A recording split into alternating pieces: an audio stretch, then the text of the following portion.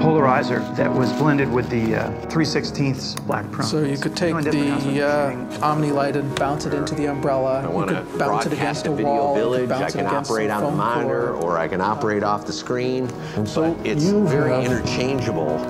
the freedom to shoot 570 degrees around, without even moving your feet, and throughout this range.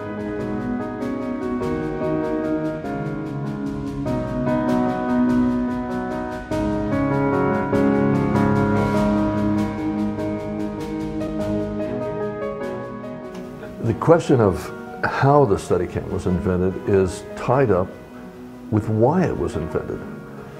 And why it was invented was because I wanted one. I didn't know what to call it, but I knew what I wanted. I wanted to be able to move the lens, to move my camera as if it was on wheels, but I wanted to be able to walk.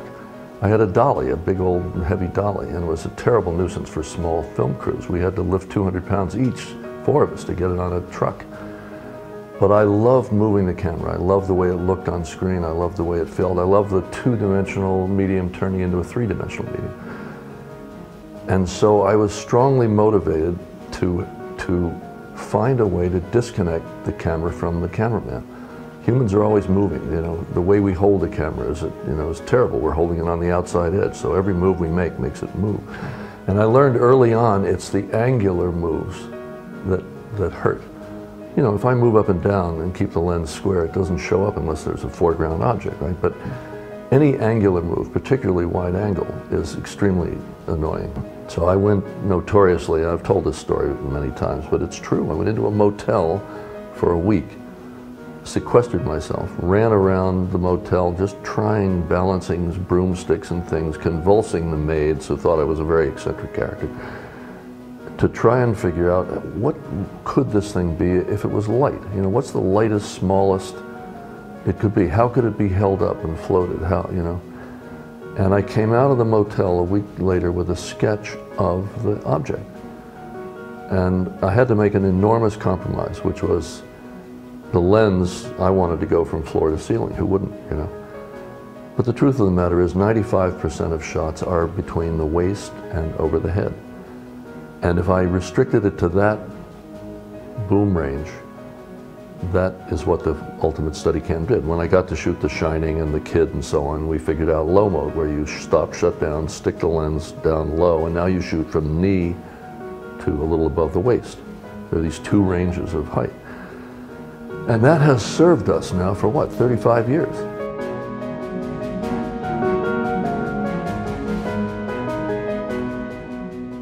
It turns out that Steve, at 15, Steve Tiffin, the president and CEO of Tiffin, at 15 had put on a Steadicam during one of these camera shows in England.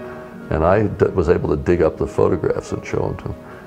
And he sort of always had a Jones for the Steadicam. So, and they have been a spectacular licensee for me because they support all these technical advances and they support advancing the gear. And that's a big commitment.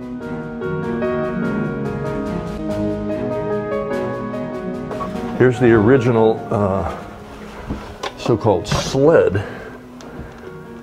My old World War II Arri. This was an Africa Corps Arri. The original green paint can still be seen. OD paint underneath the black paint, right? Except that we had to bore a hole in my precious camera to stick a fiber optic viewfinder in because there was no video assist when we did this. So the only way to see it was at the end of this 6-foot pipe of light, right?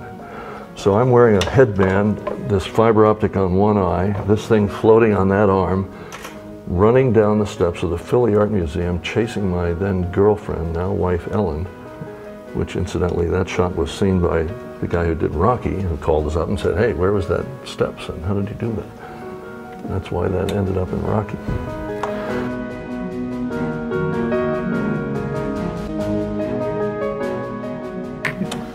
So here's the vest, here's the arm. This has become a really high-tech machine. Under the Tiffin auspices, we invented an entirely new form of arm, something I was totally incapable of when I was a young guy, but over the years I've learned a lot of this stuff. So this is the subject of a new patent. And I have to say, if I had had this arm in the era of some of my earliest films, oh my God, what I could have done. If you look in close, right in here, look at this. This is a strange phenomenon because there's a little crankshaft in motion there, actually moving the spring termination as the arm goes up and down. This could be a little esoteric for you guys, but what the hell? You know? And so you have the freedom to shoot 570 degrees around without even moving your feet, and throughout this range of lens heights, and with a really precise control over where the lens ends up, you know?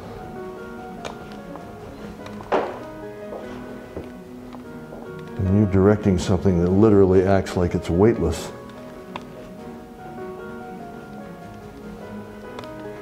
And in terms of pan, tilt, roll, etc., you've got it controlled completely.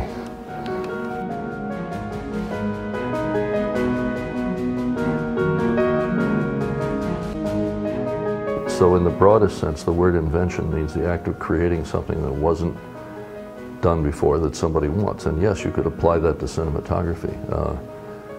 It's a little bit of a stretch, but you know what? The job of cinematographer, which some of us feel is being undercut by how easy it is and by that any kid can go out and fire up a Canon camera and shoot at 12,000 ASA and so on. But in point of fact, what makes a scene worth watching and what makes the lighting good is an act of judgment using whatever tools you've got. It doesn't matter if they're practicals in the sense of, you know, a camera that can see like daylight in the city street, or if you're moving around brute arcs, you know. The instruments somehow are whatever the instruments are at the given time. It's the eye. It's what cinematographers bring to this picture, which is causing something to look in a way that's appropriate. You know, I love the more democratic description of cinematographer. It's an art accessible to more people because the tools are available to everybody. But to be great is just as tough as it ever was. To make a movie, a film, a video, whatever that's worth looking at, that's tough, you know. It hasn't gotten any easier.